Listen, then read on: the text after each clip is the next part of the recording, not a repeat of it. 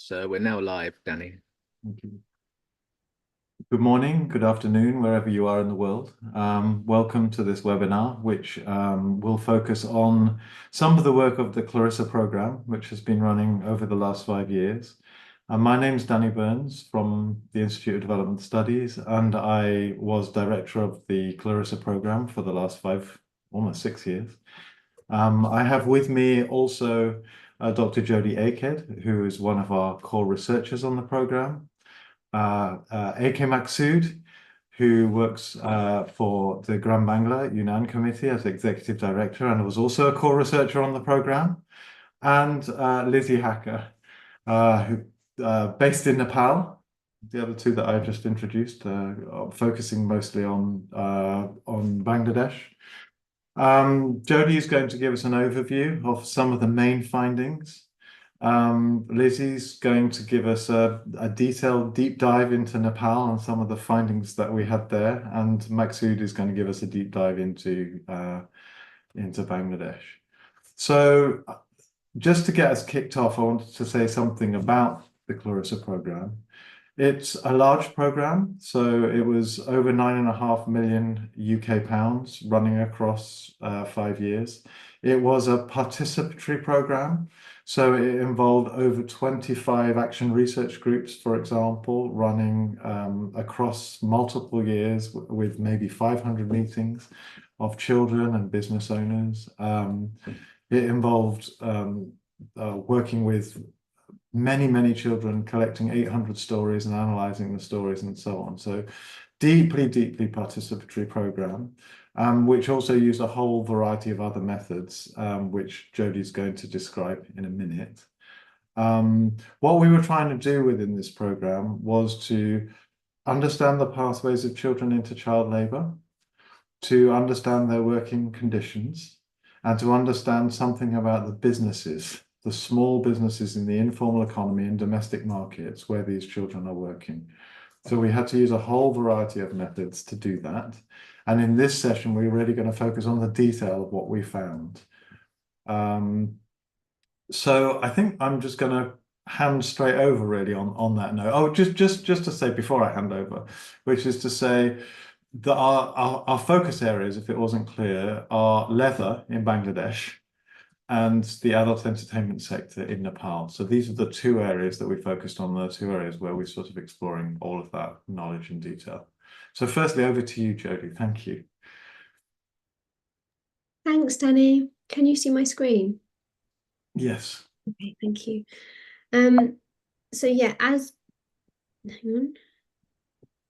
Danny was saying, we were focusing on the leather industry and children's involvement in that in Bangladesh, and children's involvement in the adult entertainment sector in Nepal.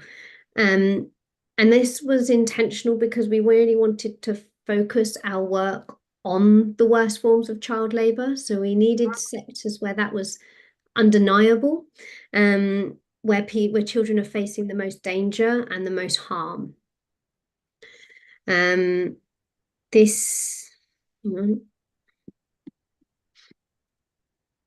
So the leather industry in Bangladesh, here is a map of all of the different processes that are involved, from taking a cow, making a leather product and shipping it to local production networks or export markets. And some of our research found that there were worse forms of child labour in 103 out of 107 of these processes. So just to say that worst forms of child labour was everywhere. It wasn't just upstream, it wasn't downstream, it wasn't just close to where the cows and the kind of agricultural bits were happening. It was through the entire supply chain system. And most forms of child labour were in the informal economy, and critically also in domestic markets, which I'll come on to in a bit later. You have informal economy that serves export and global markets, and you have informal economy that serves domestic markets, and that's where most of the children were found. The adult entertainment sector in Nepal is really varied in its nature. So I've got some photos here of where some of the children work. So this is a Kajagar, which is a small snack restaurant. They're really common in Kathmandu. If you've been a tourist in Kathmandu, you've quite possibly eaten in one. And many of these Kajagars were serving national and regional travellers through Kathmandu in some areas near the bus park, but also they were sat in some of the tourist areas like Tamil as well. Normally food and snacks are made. Quite often they have spaces that are closed off for more intimate interactions. Some children were working in massage and spa parlours. Some children were working in party palaces, which are like events venues you would hire out if you were having a wedding or a big family birthday. Dance bars, which are quite prolific across Kathmandu, and also dories, which are cultural and singing centres of entertainment. So we had research questions that sat across these two quite diverse contexts. We had research questions about the children. What are children's pathways into worse forms of child labour, and how might that differ from other forms of child labour? And what points of intervention can we identify? We had questions about the everyday functioning of the supply chain system or the human chain system. So what dynamics central to running a business contribute to the emergence and perpetuation of worse forms of child labour? And can we identify any points for intervention? And then we also wanted to look at worse forms of child labour spatially and with an understanding of the neighbourhood dynamics that these children were growing up in. They were all in urban neighbourhoods, heavy migration into them, often disenfranchised, disconnected from their families, not always, but sometimes, in contexts where rents are high and cost of living is quite high.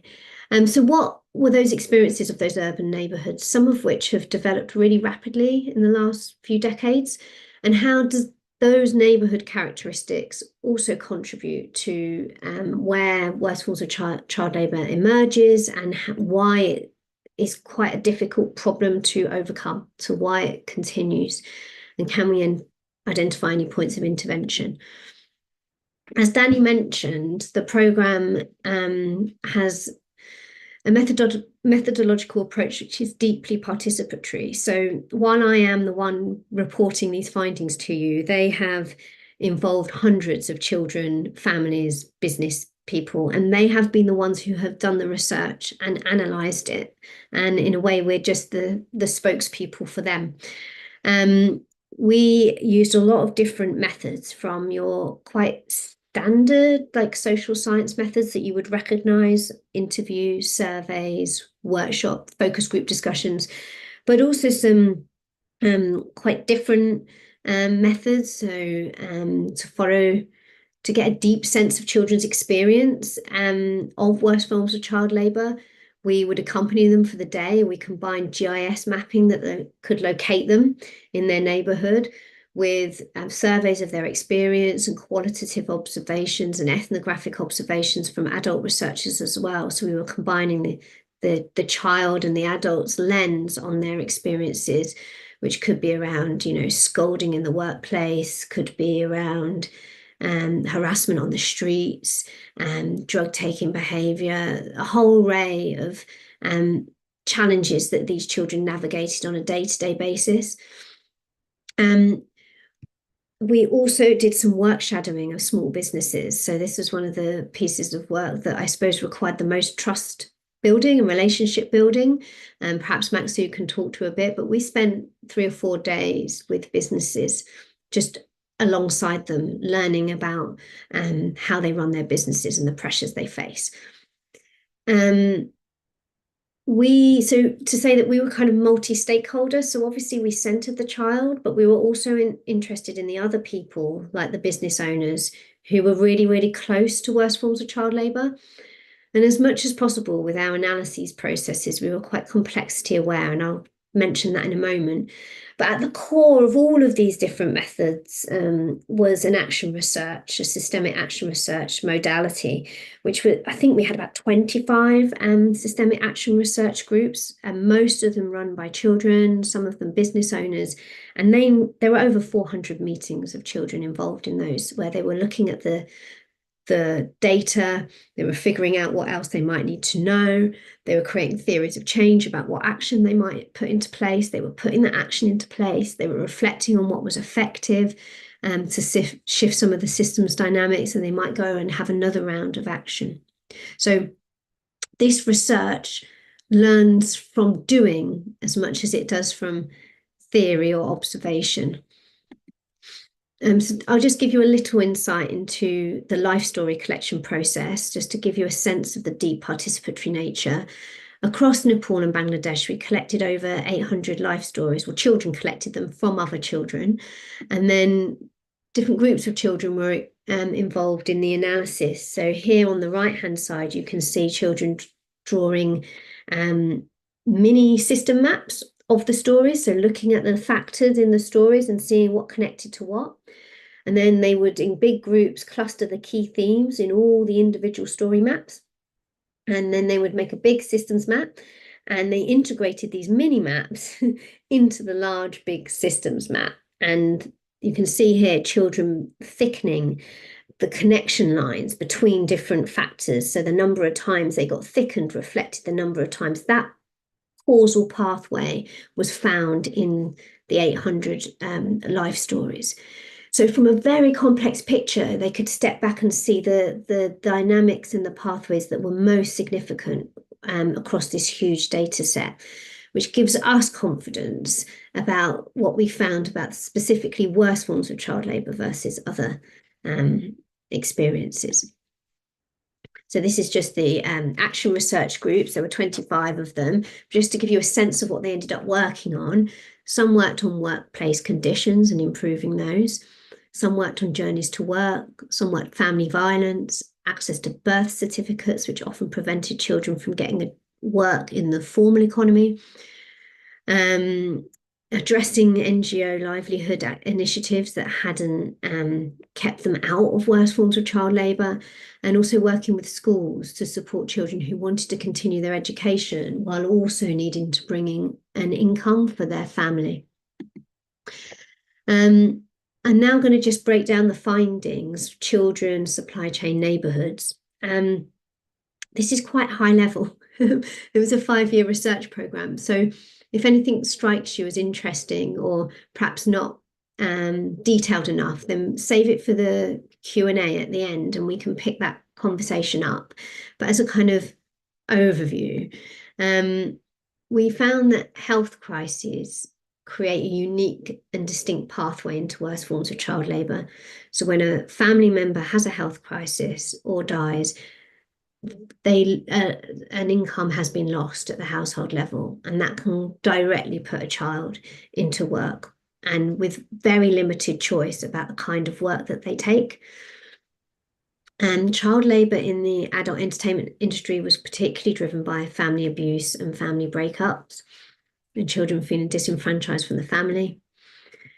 Our work on looking at children's day-to-day lives led us to kind of reach the conclusion it's very hard to understand what children's lives are like if you don't think about all of the interactions between their home life, their work life, and their journeys and experiences in their neighbourhood. Because what we witnessed was an interaction and accumulation of hazards and harms, which really kind of underscored the violence of worse forms of child labour. Perhaps surprisingly, or perhaps underreported before, alcohol was really prevalent in the lives of children. So many of them came from families that were struggling with alcoholism, often because of experiencing poverty, but they were also just entering into a world, an adult world, and that adult world, particularly in the adult entertainment sector, just had a huge amount of alcohol in it. And in worst cases, children were strongly encouraged to consume alcohol as part of their work, because many of these businesses make their money on the sale of and consumption of alcohol. So it's the children themselves that had to drive this demand in customers. And many of them, on the days that we spent with them, actually ended up in health centres or were too sick to do anything. So the researchers themselves had that embodied experience of the immediate impacts of that alcohol in their lives. Children are lonely. They step into this world of really long work hours. It strips away any time for them to have with people their own age. Often they're lonely because of the stigma of their work. Girls in particular have to work long hours at work. They might be doing 12, 13, 14, 15 hours, and then they have to do housework on top. At certain times, this work can be quite seasonal in both sectors. And so sometimes children will just work every day for weeks on end. And across the whole programme, both countries, children were they weren't just saying that they wanted an education, they were really trying to fit it in around their lives. You could see this in their detailed day-to-day descriptions of their days and analysis of their life stories. They really were trying to fit it in, but you could see there wasn't really a lot of time or capacity to do that. They were struggling to get enough sleep, and they were struggling to get enough food in them. So educating themselves on top of that was a challenge. And we felt that more work needs to be done with schools to support them to work and get an education. In the supply chain system, we had two very, very different supply chain systems, but there were some common things or themes that would come out from them. And one of them was around worst forms of child labour in the informal economy, and that's fairly well documented. But we had the concentration of the worst forms was in domestic markets, which is interesting because a lot of our international levers for change come through compliance and international standard setting. A lot of the business owners that we worked with started their enterprises out of a necessity to overcome poverty and low-paid jobs in the formal economy. So their choices were already really, really constrained by the moment they decide to set up their enterprise, which gives you an insight into the decision-making processes that they journey through to hire children. In both cases, there was a complex relationship between the formal economy and the informal economy. In Nepal, it was like the two, there wasn't a dichotomy between the two. It's like they existed on a continuum, and there were spaces between the informal and formal economies, and hybrid relational spaces got created, and children often got brought into worse forms of child labour in those spaces. And then in the leather supply chain system, formal economy-led fragmentation of the supply chain system has created this really dense network of actors and enterprises all trying to secure a little bit of profit off a very tiny profit margin in cost-driven procurement strategies. So yes, it shows up in the informal economy, but often it's the behaviour in the formal economy that creates the space for it. And this links to our next finding, that it wasn't that one business would hire 100 children or even 20 children or even 10 children. It was many, many, many, many businesses just hiring one or two. And quite often this was just to take down some of the operational costs because they couldn't balance the books. And what do businesses do when they lost control of any other thing? They attack the labour budgets to stay operationally viable, and children are cheap labour in a lot of cases. And we also just found that mass closures rarely work as intended. So when they closed some of the clubbing restaurants in Nepal, it just led to a diffusion of activity into lots and thousands of kashagars. And when they relocated the formal, the leather sector from one part of Dhaka to another part of Dhaka, into like a custom-made leather processing industrial estate, you find that the informality is creeping in just outside the factory walls or even within the factory walls, as actually producers and factories will outsource to own account, self-account, small enterprises, and they can only meet the price points by hiring children. Jodie, I'm going to have to stop you there just because we just need to make sure we get everything in. Let's hold the findings from the neighbourhoods for now. If we've got more time later, we'll come back to that if that's all right. Maksud, let's turn to you. Thank you, Jodie. That was a super interesting overview of the findings that sort of cross-cut the two countries. Now we're going to take a more very specific dive into Bangladesh. Maksud.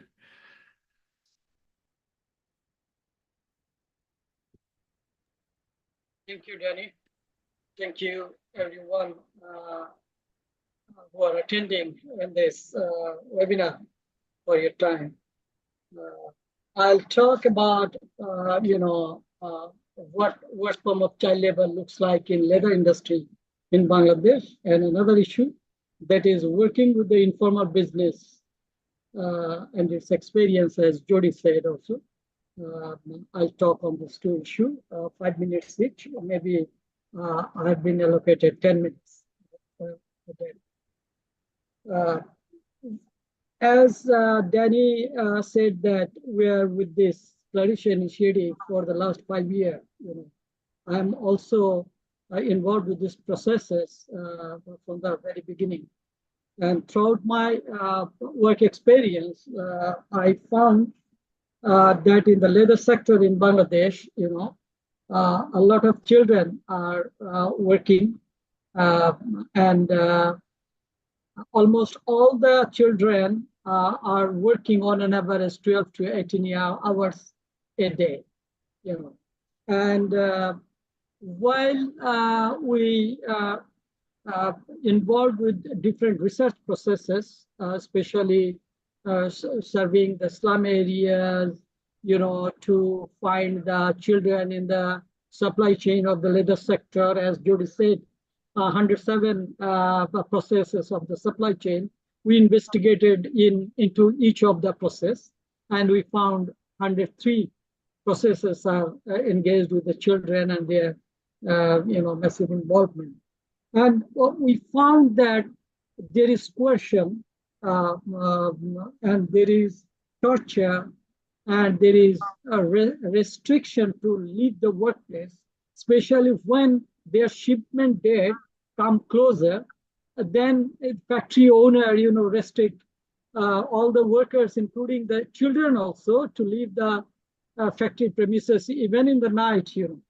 They allow to sleep 2-3 hours a day in the factory, and they again wake up and have some food there and continue to work. So it's a kind of slavery. We found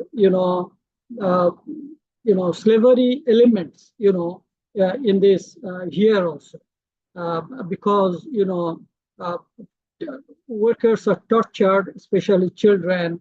There is coercion, and they are restricted to leave the workplace for the benefit of the business. That is very worrying. And even we also found in some cases, and many cases, especially, for example, there is no good facility for access to toilet even, at the factory, small factory level. If a girl child goes back to his house, nearby house, and spend 15 to half an hour, 15 minutes to half an hour, then the owner, cut his daily wages, and sometimes says that you lost my half an hour, so you must compensate working another 1 hour after 8 in the night. So this kind of thing happens a lot. And in Bangladesh, we worked in 3 locations where labor industry is localized. One is traditional, our sport, that is Hazaribagh, another one, Himayatpur, another one is, the other one is Voirod. In Voirod, we found that especially parents, uh, uh, take their children to the workplace, to the small factory owner. They join as a apprentice. We call them, Shisho or Shagrid, and the master, who is a skilled worker, he is called Ustad, that child work under that, skilled worker, and he worked there, he sleep there, and he usually do not go out of that area. So, and when the parents, leave their children and goes back to their village, the parents take some advance payment. And for repayment of the advance payment, the children have to work hard for long hours as the owner wants. So in those situations also, the owners or the senior workers do not let them to go for playing or for spending some leisure time outside, and they are compelled to stay all the time within the factory premises. So there is a bonded labor situation here. And if we consider the hazardous work labor situation in these factory areas, and Jody also mentioned that they work with chemicals, dangerous acid, hydrochloric acid, sulfuric acid, chromium. These all are dangerous chemicals. There are about 200 types of chemicals. They deal with different processes.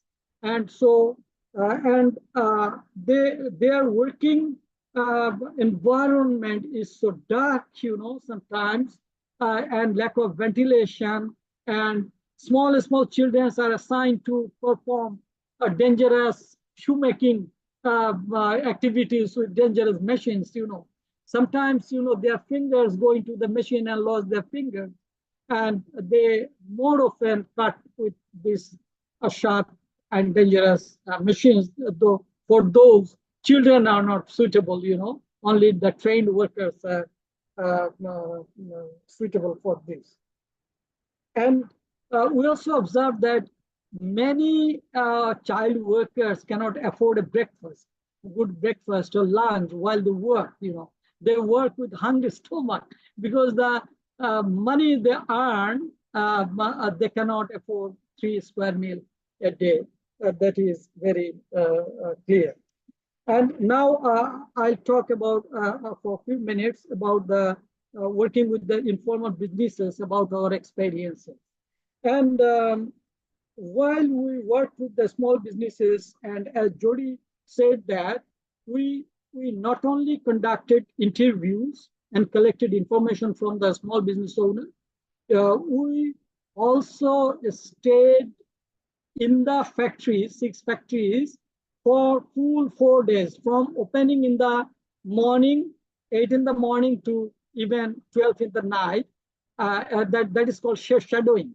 That is, we stayed all the time with them and learned what actually happens there. It was a difficult process, but we did it. And another finding, that is sometimes, we portray the owner as villain and the child workers as, victims. But here, in many cases, many of the, most of the owners were also child labor. They started their work journey from the age of 10, 12, and at a certain point of time, they would earn some money. And as Jody also mentioned that, leaving the job in the formal sector, they started their own business with the children. And why children are here? That is a question. Jody also mentioned that throughout the business processes, from a cost of manufacturing, electricity bill, house rent, wage laborer. These all components of production is very high, and owners need to remain competitive in the market so that they can make some profit. So in many of the components, they cannot compromise or reduce their cost, but only one cost they can reduce, that is labor, cheap labor. So if they employ adult labor, they have to pay at least 8,000 taka per month. But for a child, it's 2,000 taka, 3,000 taka. So in that way, if they can employ 3-4 children in their factory premises, they can save 25,000 taka. So it's very simple why children are here. Another issue is very important, that is the local schools, government education system, and the social safety net program failed these children's life actually. Lot of children are roaming around the workplaces, and there is a social norm among the parents, among the local employers, that children should not roam around all the day. Either they will go to school or they will work in the factories. So when they cannot continue their studies in the school, then a parent employ them in the workplaces. And another thing why these small businesses are very losing concern. The thing is, the small business owners are bound to sell their products to the wholesale market on credit. For example, if you supply 1,000 pair of shoes, you will get the price, maybe the purchaser will give you 20% of the whole amount, and rest of the 80% money you will get after 1 year during Eid, the religious festival, or this kind of time. So within this time, it is very hard to run the business. The small business owner have to pay all the workers monthly wages, all the bills, but they are not getting money in time. And sometimes the big owners, at the end, for example, the total due amount is 100 taka, but they say that, oh no, I'm not able, I could not do very good business in this year. You must accept 80 taka. So in that way, they also get deceived. So in that way, they fall in problem. And we found that for compliance, they need awareness, and government also need to have some, assistance to the small business owners. But that kind of assistance service and as well as any kind of monitoring is absent. So there is no interaction with these owners. As example, I can say in Bangladesh, there is 7 million production units, but only 400 labor inspectors are working, and they can inspect only 4,000 factory premises. So rest of the production units remain out of inspection. So this is the situation actually. I can talk more, but we have other speakers. We'll have more discussion. Thank you, Dan. And we will have chance also to elaborate on some of this with some of the questions that come later. But I think the message which is coming across loud and clear, and which came very clearly from all of the research, is that these are tiny businesses working in informal contexts, and they're very vulnerable, economically vulnerable within their supply chain. And so there are strong drivers which push them to hire children, as well as the reasons why the children themselves would want to come into employment in these sorts of contexts. Some echoes of this into Nepal. So Lizzie, if you can take us through this AES world. Sure, thank you, Danny, and welcome to everybody. I'm going to talk about the worst forms of child labour in Kathmandu's adult entertainment sector.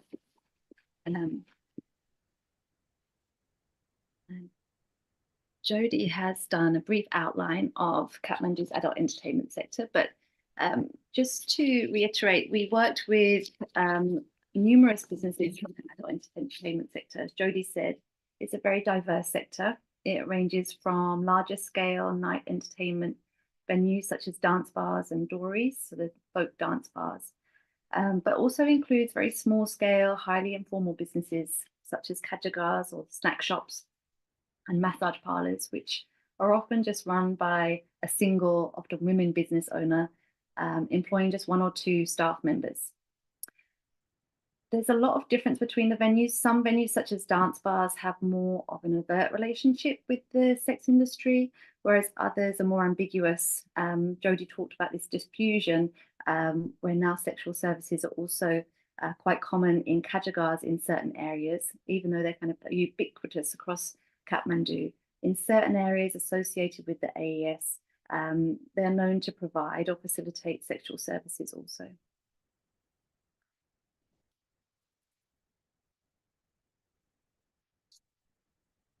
The children are doing lots of different types of work in the AES and experience different forms of kinds of harm. But one thing that was common across children's experience was long hours. So children are often working at night for long hours, often on most days of the week, and paid very little. The base salaries were often very low and lower than those working as adults in the same businesses. In kajagars, children might not be paid any salary at all, and just their living expenses covered, particularly if they're living there with an extended family member, which is quite common in the kajagar sector. We found that despite this, children were often playing a very critical role in these businesses. They might be the first to turn up, the last to leave. They might be running those businesses when the business owners aren't there. But the social hierarchy, more generally in society, is really reinforced in the workplace.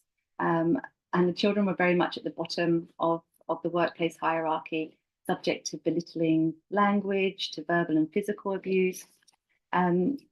And this was a complicated picture within many workplaces. So at the same time, there were social dependencies on workplaces.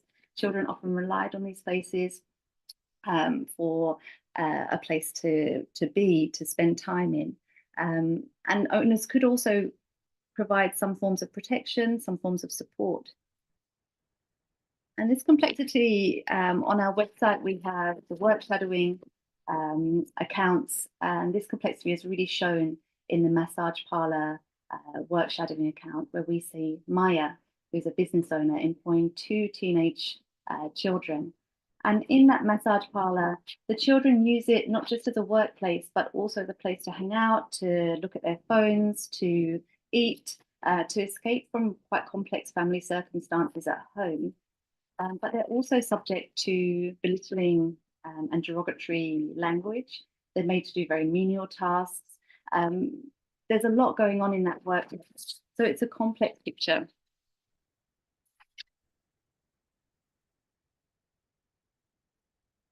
So as well as kind of experiencing labour exploitation in businesses, children are also experiencing other forms of exploitation and harassment. The ambiguity of businesses means that many children are subject to sexual harassment, even if that's not part of their role. And again, that diffusion of the sex industry into very small informal businesses means that even if that isn't a part of a child's role, they're often subject to repeated requests for sexual services and to unwanted touch. There's a kind of wider pool affected of children affected by Kathmandu's AES's ambiguity. Children might also be working in workplaces where there's sexualized environments and sexualized acts taking place that they're exposed to. And we saw this in, again, one of the work shadowing accounts, where one of the owners that we followed or accompanied during a work shadowing, was Poonam, and this is her kajagar. We can see Kusum here. Kusum was a teenage sister-in-law of the owner, Poonam. And this was a kajagar where customers were also going to meet their sexual needs. And the close proximity of these sexual acts that were happening in the Kajagar was really emphasized by the small and compact nature of this workplace, so that the teenager working there was in close proximity. But of course, children are also directly involved in sexually exploitative roles and workplaces.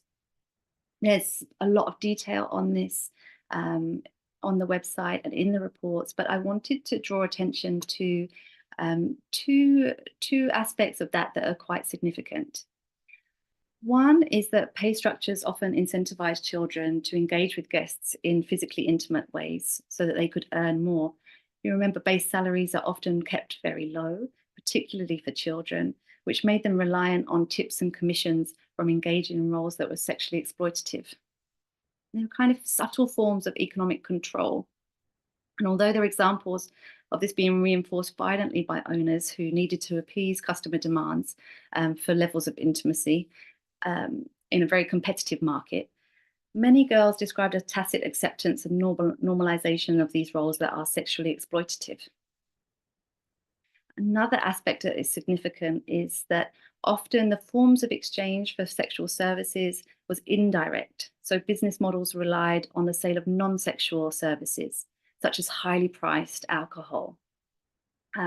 But that sale of that highly priced alcohol was really dependent on engaging with female employees in often very highly physically intimate ways. But this kind of blurred the relationship between around sexual exploitation for owners, and it could lead to a psychological distance from the sexual exploitation of children. So owners felt as if they were running businesses that sold alcohol or provided massage. This has a really significant impact or side effect, because it meant that female employees, including children, were often consuming high levels of alcohol every night, a kind of forced drinking that was particularly detrimental for children because of those developmental vulnerabilities.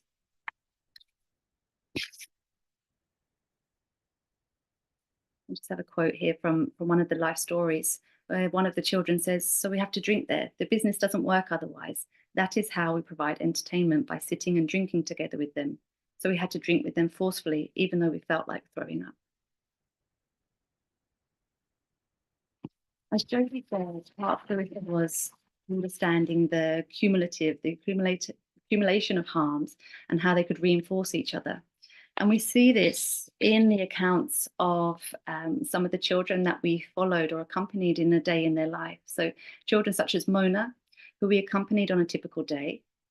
Mona drinks excessive alcohol to earn commission and to earn a sufficient wage, and to cope also with the sexually exploitative environment that she works in. But alcohol consumption obviously makes this more risky, and long hours of work, often at night, mean a lack of regular meals and nutrition, and exhaustion, which then worsen the impact of alcohol use and so on. And surprisingly, Mona is very unwell due to heavy drinking on the day of accompaniment.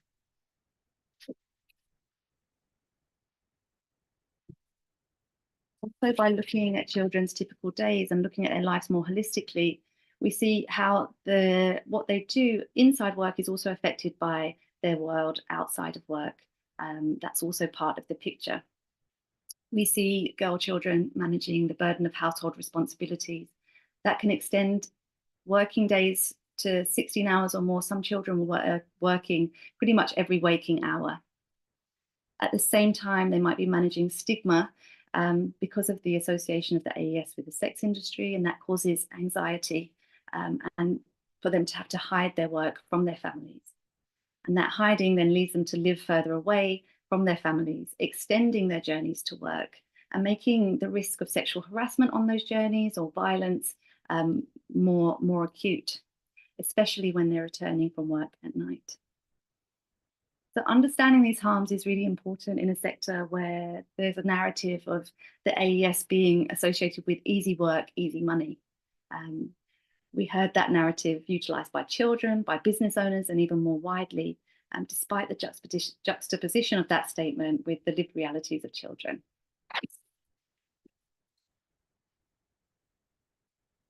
touch briefly on the work that we did with informal businesses in the AES.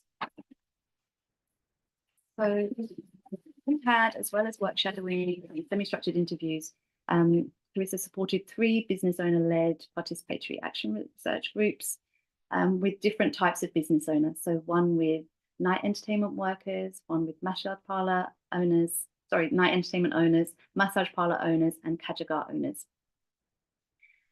And doing this really helped understand the diversity amongst business owners, that they really occupied different positions in terms of their viability, in terms of their formality, and helped understand also the stresses and challenges that they face.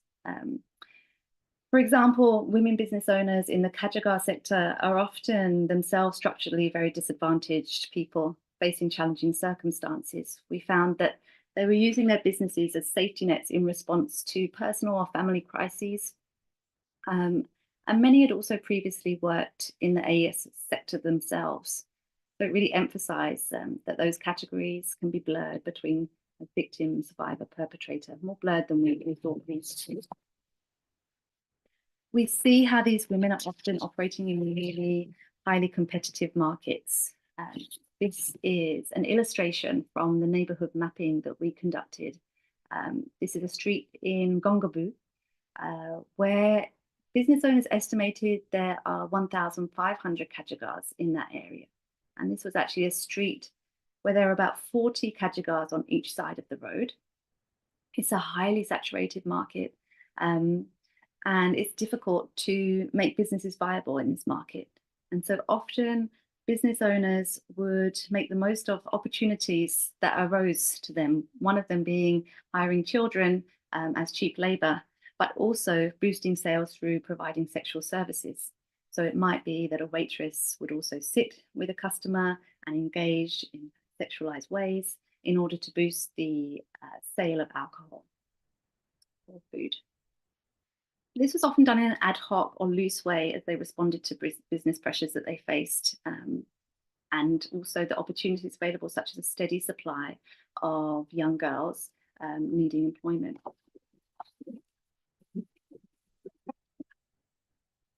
So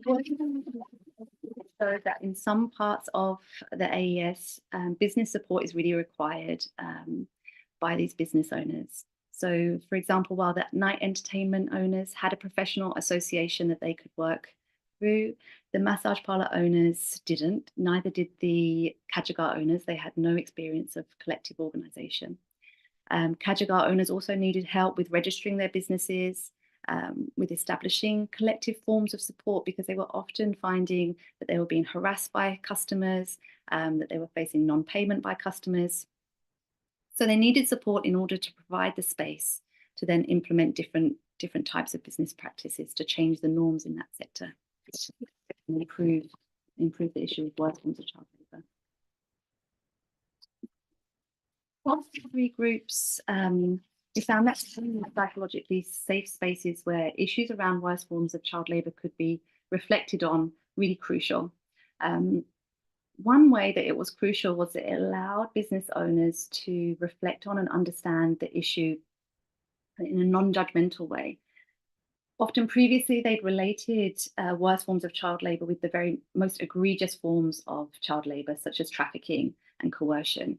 But this allowed them to reevaluate the issue, see their role within it. And this led to really quite tangible actions. For example, the night entertainment group used their existing association to change recruitment practices. Massage parlor owners and night entertainment owners developed peer-to-peer monitoring systems to identify and report worse forms of child labour in businesses.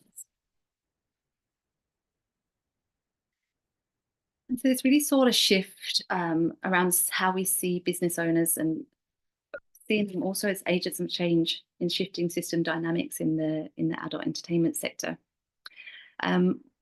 They really had a motivation to work with CLARISSA, and part of this motivation was around changing the stigmatized nature of the sector. They were also interested in doing this because they experienced stigma themselves, whether this was the kajagar owners who were experiencing harassment, sexual harassment, abuse on a day-to-day basis, or dory owners who wanted to shift the sector to be more professional and respectable.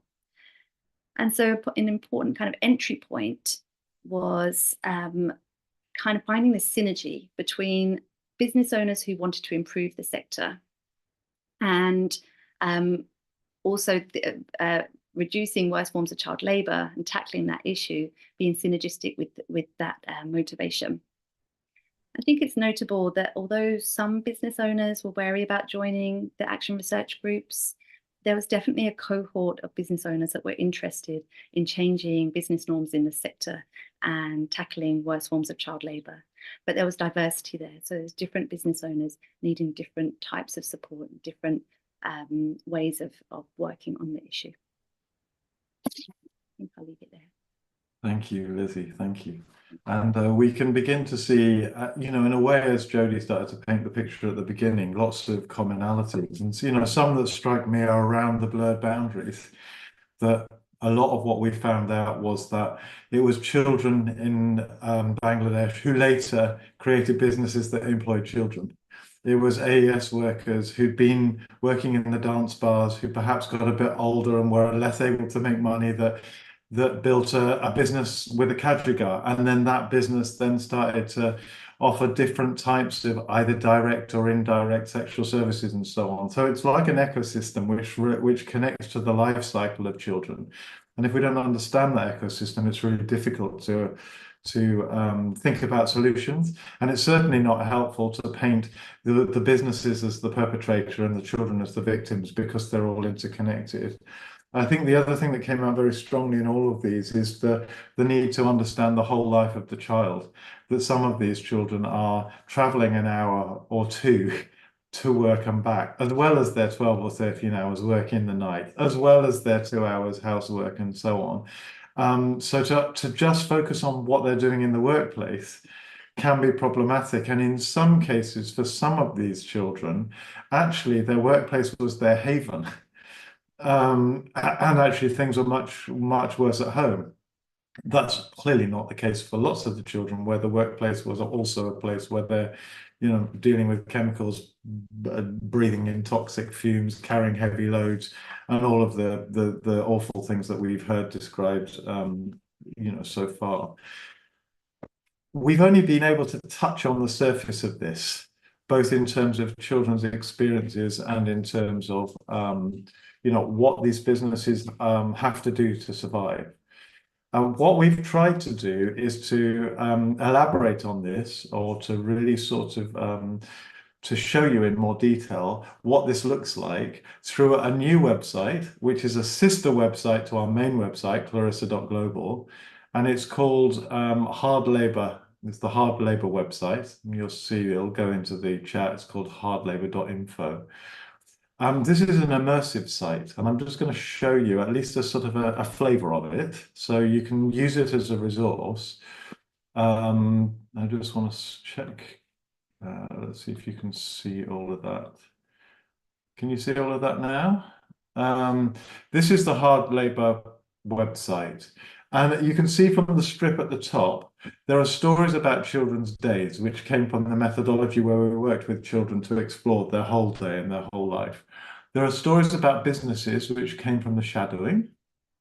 There are stories about the neighbourhoods, which help us to understand what is the context in which these children are working. I mean, Hazarabad, for example, is one of the 10th most toxic locations in the whole of the globe.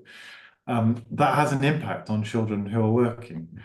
And there are a small selection of the 800 stories, I think we've got about 40 up there, of children's lives.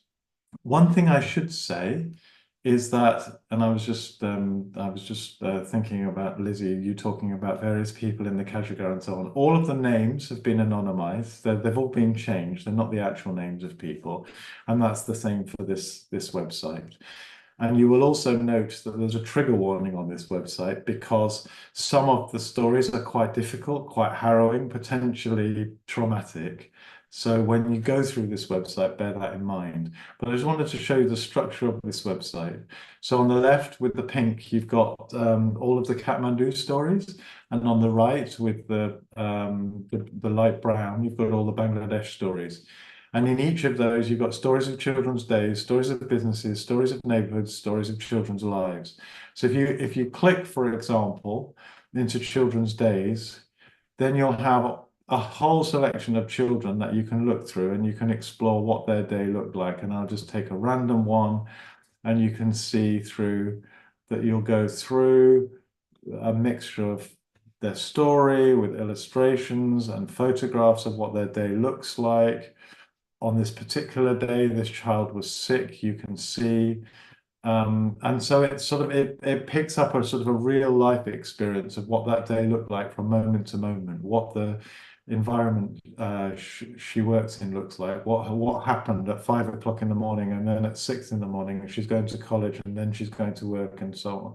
She's trying to juggle all of these things. She also has to look after her brother, and so on. You can start to get a feel for what the life of this child looks like, and then this tells you something about what her journey is, and so on. This is just one example. I'm just going to flip through a few examples so you get a feel for that.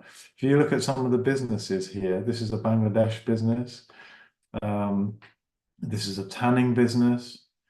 And you can again see the same sort of the details of what came out in the work shadow and what was observed on day one. Some of the pictures take a little bit of time to load, and you can get a feel, and you can see how, you know, the sort of context which the children are working in, both indoors and outdoors, and some of the key issues that emerged as the process worked through, and we explored with them, and so on. So you can see here also that when we looked at the neighborhoods, that the children did really detailed mapping of what some of these neighborhoods looked like. So, you know, they mapped room by room, activity by activity, what was happening in what places, what the actual conditions were that they were looking at. You can see here the chemical-filled drums. You can see that in this particular location, the children are living right next door to their workplace. So the chemicals are spilling out of the drums, but actually that's also their homes. So to try and get a very visual sort of sense, there's little soundscapes here that you can see. You can get a sense. You get a sense there of the sort of like, that's the working environment. It's constant noise. It's very, very heavy, and so on. So I think I'm not going to take you through all of this, but just to say there are hundreds of stories on here. It's a really deeply immersive experience. It's got soundscapes, it's got maps, it's got pictures, it's got photographs, illustrations, it's got the quotes and the stories and the detailed accounts. So please use it as a resource, because it will really help people to see, what does this actually look like? What does it look like to work in one of these small businesses? What does it feel like to be a child in that context? So I'm going to stop sharing now and invite you later on. As I said, I think Gary has put the hard labour info website into the chat there. So if you click that, then you can find that later. But right now, let's shift to any questions that you might have, either questions that you've already put into the chat or questions that you want to ask any of the panelists now. Eve, I don't know if you're able to distill some of the key things that the panelists might want to answer. Yeah, we've had a few questions come in about choosing methods, and the first question is how you combined the use of different methods and whether the result of one method served as an input for another, and what the relationship between these methods are. And possibly related to this, we've had a few questions about tensions between child protection and participatory research and how you navigated these tensions during the research. Two really good questions. Let's take them one by one, because they're really both very different questions. So let's start on this sort of mixed methods thing and how all of the things were connected. I don't know, Jodie, if you wanted to start on that. There are a couple of quite concrete examples. So the whole program was quite emergent and adaptive. So we had our research questions at the beginning. So sometimes we would use a method and see what was still left unanswered. So one example of that would be the business owners. We conducted semi-structured interviews with business owners in the informal economy in Bangladesh and Nepal, and a fairly decent sample size. And we were really careful about getting businesses that were in representative of different parts of the supply chain system or different parts of the adult entertainment sector. But it still felt at the end of that analysis of the interviews, we still had things that we didn't know, that we really didn't understand the financial dynamics of the businesses and how much sort of profit loss they were operating with. We got a sense that they felt treated unfairly by the formal economy, but we weren't really sure on their relationships with suppliers and with buyers. So that's where the work shadowing method was born, from actually let's spend some time with the businesses, build that another level of trust, see what money they take in a day, see how much it's costing them to run their business, see how they're interacting with buyers that come into the business or suppliers, or how they interact with children. Likewise, children are told us they're often treated badly in the business, but there was no substitute for actually witnessing it happen. So that was one example of where one method was layered on top of another. I'll stop there in case someone else wants to share. Well, I was just thinking another example would be, we've got 800 life stories of children, and they tell us a little bit about the businesses, but they're mostly about the pathways of children. But for example, the stories that Lizzie was telling us about just the extent of the level of abuse of alcohol in the workplaces, that was in the stories, but it didn't tell us enough about how that was part of the business model. So you could see there was something there that needed to be investigated further. And it took a different method to do that. And our essential philosophy in this process is that you don't drive your inquiry by a method. You drive your inquiry by the question you're trying to answer. So actually, in this case, it's interviews that we need. In this case, we need to do we're beginning, for example, to get a feel for the fact that it's all the domestic markets. So Maksud carried out a really standard, straightforward survey because we just needed that information.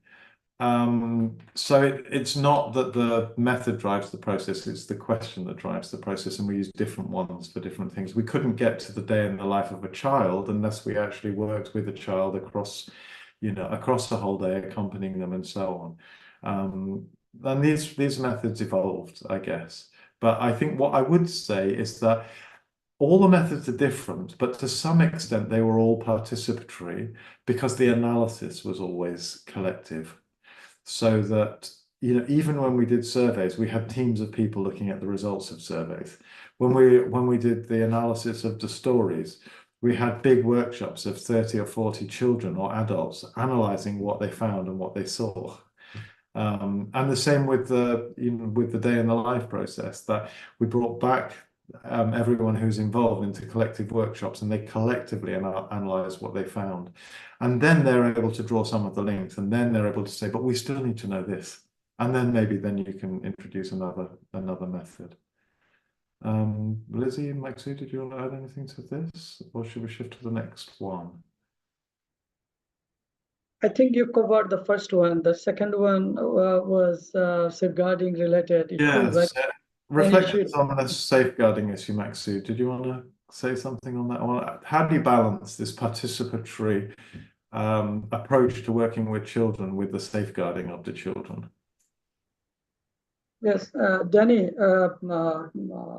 during our journey, 3 incidences were reported in relation to safeguarding, and we are happy to inform you that all the levels of program management were involved very transparently. What happens, how the issues were dealt. For example, the concerned NGO, for example, Gram Bangla, took those into notice. Then the consortium in Bangladesh, 4 NGOs, Gram Bangla, TDH, Asania Mission, and BRAC BICT. The consortium, also take into consideration. Then our coordinator reported it to Danny as our director, and director, reported it to FCD also. So this was a very good process of dealing the safeguarding issues very transparently, and every stakeholder in relation to this were very happy in dealing these issues. Thank you. I mean, I think the good news was, in a sense, the consortium was built out of organizations like, Child Hope, Consortium for Street Children, Voices of Children, TED is On, all who are working with children, and all have had that deep knowledge of safeguarding. So it was a constant thread throughout our work. We were very fortunate that working with thousands of children across 5 years, there were very few incidents, and they were all what you might call low-level incidents. But we did have moments where, for example, we were exploring questions which are classic in children's participation. Should you provide payments for children? And we had two different organizations working on the ground, and one was offering payments and the other one wasn't, but with the same group of children. And in one moment that created a conflict between families. So we had to open up a process where we brought people together, where we explored the issues, where we brought the communities together to explore what the right solution was. And of course, the other thing we did was that we ensured that we built counselors into all of our teams. So there was actually paid employed counselors in the Bangladesh team and in the Nepal team, to make sure that there was a sort of an immediate referral, as well as other, sort of more indirect referrals to other agencies and so on. And they often attended the action research groups and other groups which were more sensitive, and obviously made judgments about that as they went along. The other thing that was important was that we paid a lot of attention to discussing risk with the participants. So in the day in the life process, for example, there were real questions about should children be accompanied by adults, shouldn't they? We listened to their own concerns in that. I think you guys probably want to say more, but one last thing I would say is that this issue was raised sort of writ large with FCDO, the funder, right at the beginning, because in a sense we had to say right at the start, we can't take a classic approach to safeguarding in this program, because every child that we'll work with, the thousands of children, they're all vulnerable, they're all working in worse forms of labor, they're often working 18 hours a day, they're working with chemicals, they're being sexually abused. If we were going to take a classic approach and try to pull them out, in a sense, we'd be pulling out the whole sector. So we have to take a much more systemic approach to safeguarding. And in fact, that was the philosophy of the whole program, that we're trying to create systemic change rather than individual change. But these are just some reflections. I don't know, Lizzie, did you want to come in on this? No, I think it was really interesting. I think Jodie made this point in the chat as well, that there was this collaboration between researchers and children as an ongoing process, in terms of being very open about discussing what the risks were, and how we could mitigate those. I remember at one point when we were doing the neighbourhood participatory mapping, we felt that it was dangerous. Children had a different view, so we talked about that, and what the risks were, and we changed our approach completely. But that was an evolving process that felt very participatory. Thanks. Jodie, any thoughts on this one? I just suppose the children were experts in the dangers often, and when you could combine that with the adult lens, they often came up with solutions that we couldn't reach as a design team. And then there were other times, I think maybe where you're referring to, Lizzie, where they wanted to stay out longer to collect some data. It was getting dark, and it was the adults that were, negotiating that process. Actually, I think that this is the time to draw it to a close. So it was always a negotiated process, but one by which both sets of people were really respectful of what the other brought to the process. And children did shape a lot of how we did things. And then we also had to take that to safeguarding meetings where we had safeguarding experts. So they knew that our collective work was going to get checked by someone else, which has kind of created this triangle. So I think that was helpful too. Yeah, I think at times we also had to preempt dangers. Like, for example, Maksud's described a situation earlier where, a girl goes to the toilet for 15 minutes and then she's made to, to work an extra hour or more to compensate for that. Sometimes there's a ruthlessness around absence from work, and to engage children in our process in that context often required a lot of pre-discussion and pre-negotiation with employers and others around some of those issues, which was sort of slow and meticulous work, which Maksud and his team did in Bangladesh and the Nepal team did where necessary in Nepal. So a lot of it, and maybe this is a deeper point really, a lot of this required trust building over a long period of time. And this was one of the it's not unique parts of this program, but one of the sort of distinctive aspects of this program is that we spent many, many, many months just building relationships, not doing anything, no outputs, no impacts, no, just building relationships, because that was what provided the foundations of trust with the children and the businesses. And that was what then allowed us to enable a sort of a better environment for safeguarding than we would have been able to achieve if we hadn't spent that time. But there's much more to be said about this. One thing that I'll say again later as we come to a close is that all of this is written up in detail in all of the reports, and there are 20, 30 research reports that are on the clarissa.global website, where you can read not just about what the findings were in relationship to the children and in relationship to the businesses, but also a lot about the process and the sorts of dilemmas and issues that we faced along the way. So please use those as resources as well. Eve, have we got any other good questions that we should answer at this point? A few people have asked about the legacy of the program. What happens to the children once they move out of the particular industry, and whether the program and researchers themselves have any role in taking action to make the lives of the children better? Yes, and there's probably a lot to be said about that. I mean, one thing that we can say is that the action research model itself is one which is, if you like, a mutual aid model. It's based on the ownership of the participants, and therefore they will carry it forward. So a lot of the activities which emerge from the action research groups will carry forward. And a number of the organizations, like Grand Bangla, are still on the ground, like Sea-Wish and Voices of Children and so on. So they will carry a lot of this work forward. Equally, on the other hand, it is a project and it has come to an end.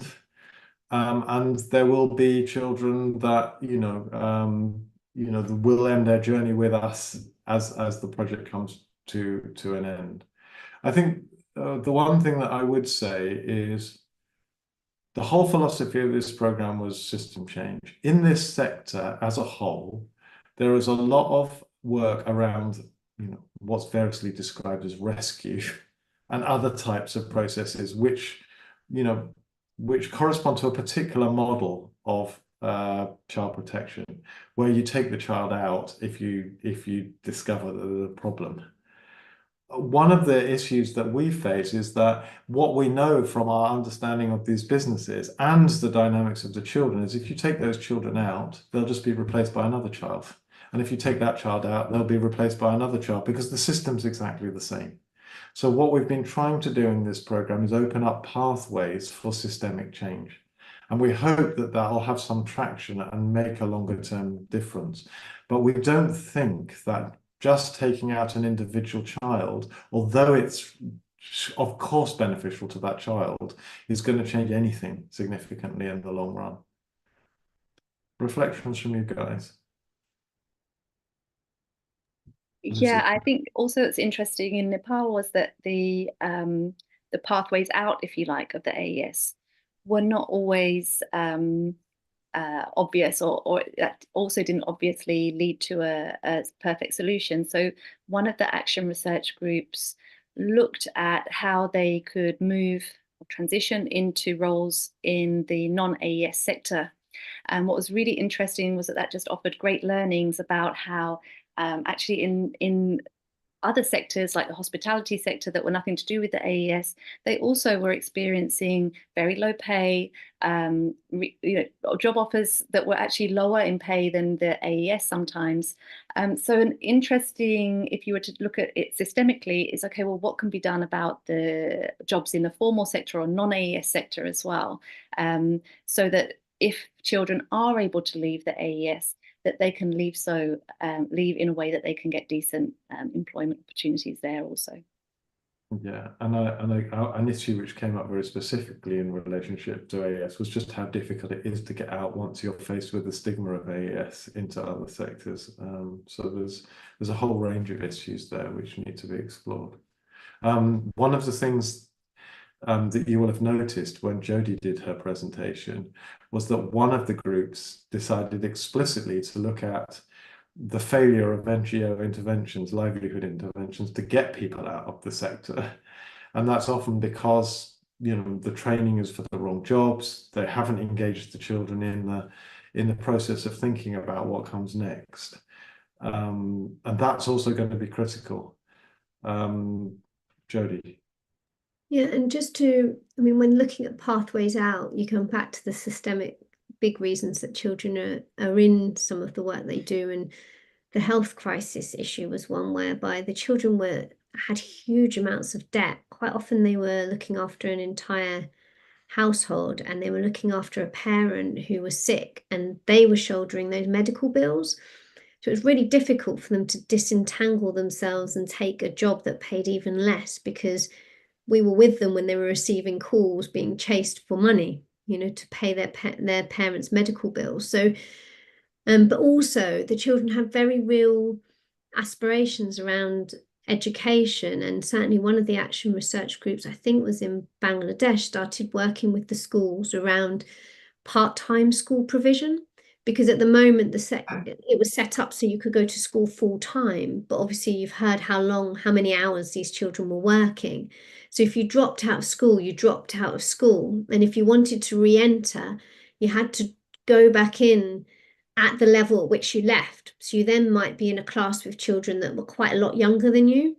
Whereas what the children were negotiating with the school is there a way that you can be a bit flexible in the education you provide, so that we can work to get the money we need, but we can do our education alongside, which might end up being a pathway out eventually, whereby these children don't then become the next business owners in the informal economy that then hire the next tranche of children. And actually that's a legacy piece in a sense, because a number of these schools are already doing that, and there's been a bit of a spread from school to school to school of people that are starting to think, okay, we can do this differently. But maybe just going back to the beginning, the aim of this program wasn't to transform child labour. There was no way we could do that even within a large program. The aim of the program really was to model what needed to change and why, and to get that micro level detail about that.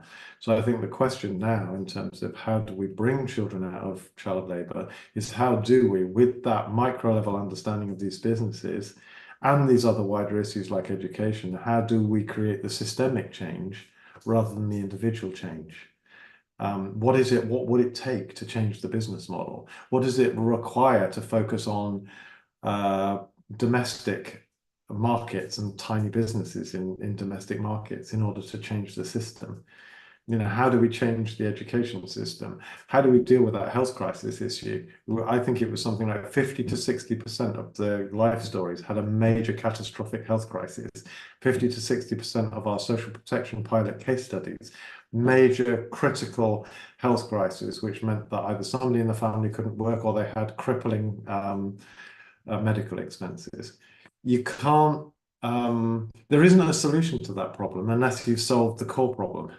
You can't just say, oh, we'll get them to go and work somewhere else, because that's not going to deal with the level of debt that they've got in response to that health crisis. It's only deeper systemic solutions that are going to create a solution to that problem. Eve, thank you. What else have we got on your... We've got another question, which I think is asking about reflections on the relation between children and adults who are employing them, who used to be child labourers themselves.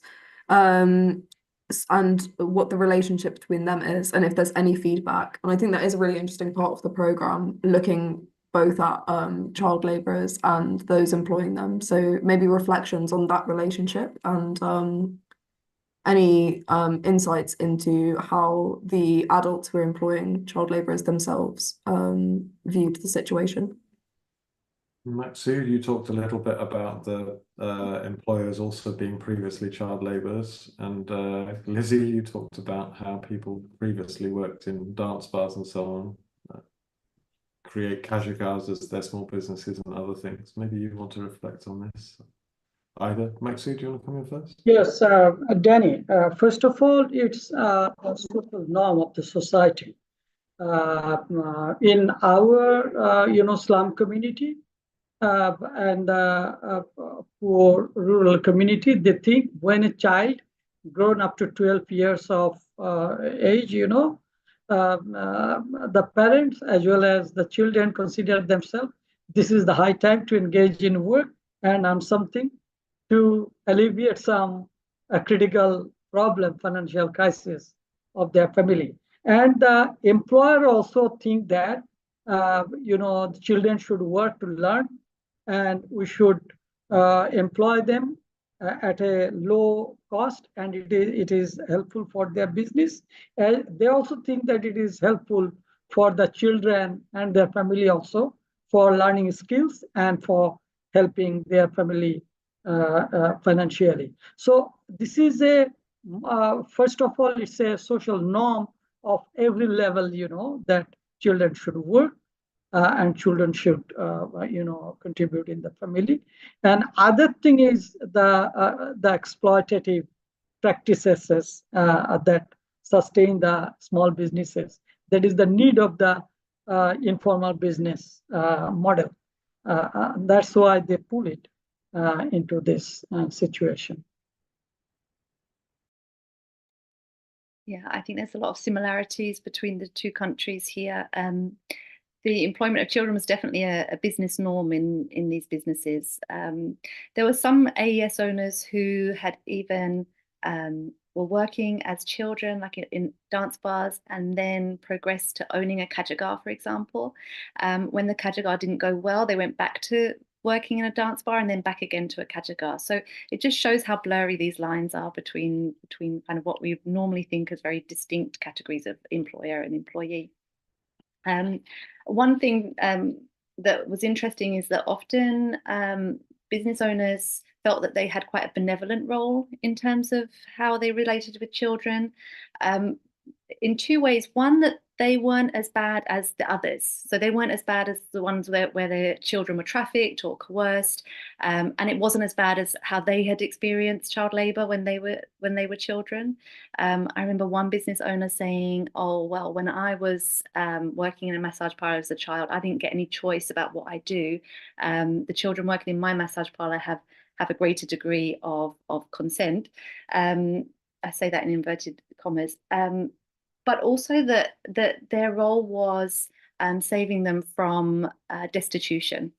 That if they weren't working in their kajagar, that there would be a worse fate for them, and that at least they were able to provide food and some income. And that was very prevalent across the different businesses.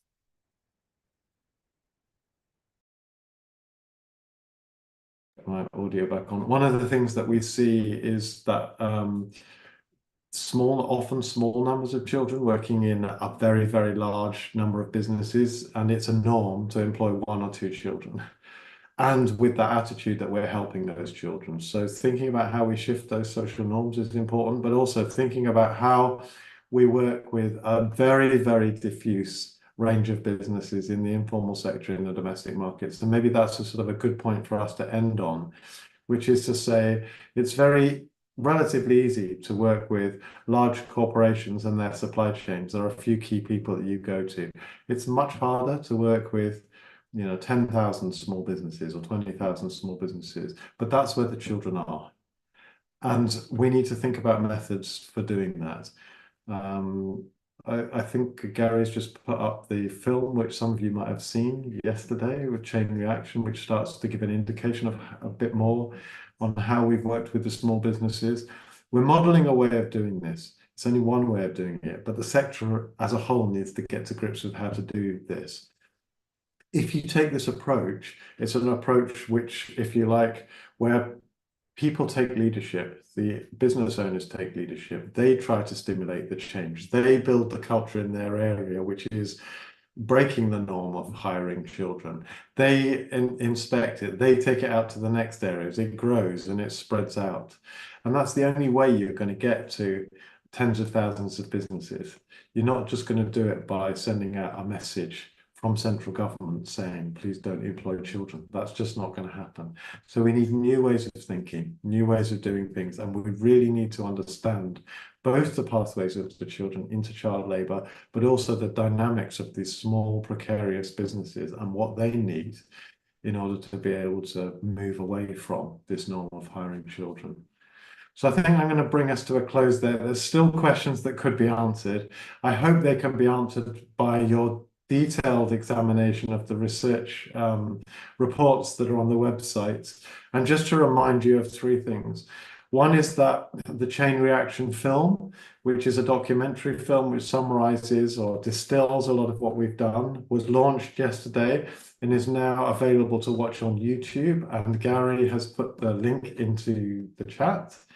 The second is the website that I started to show you at least a glimpse of, which is called the Hard Labour, and the website address is hardlabour.info. And you can use that resource in whatever way you wish. And the final one is clarissa.global, which has all of our research reports. And that includes like the detailed research reports on things we've been talking about today, like AES, about the children's stories, about the leather in Bangladesh and so on. But it also includes things like the detailed evaluation reports that were done on this program, the accounts of the action research process and what it did and how that worked, the accounts of the individual action research groups and so on. All that data is on the clarissa.global website. So please go to all those websites. Make as much use of them as you like. That's a resource available to you.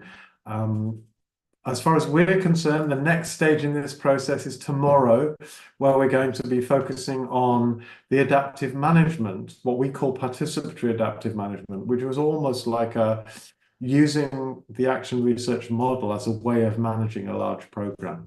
And so tomorrow we'll be explaining in a bit more detail about how that was done and also looking at how that was evaluated and explored in a bit more detail for those that are interested in managing programs. And on Thursday, we'll be taking another dive into children's participation, where we're having a conversation between the Clarissa program and the Rejuvenate program, both of which had sort of a strong camp in IDS to explore some of the issues that were raised across both of those two programs. So thank you, everyone. Thank you, all of the panelists. When I do these thanks, I thank all the partners and the funders, but in the end, the most important people to thank were the participants in the process, the small business owners, but above all, the children who are working in these very difficult circumstances. So thank you, everyone, and hope to see you again soon.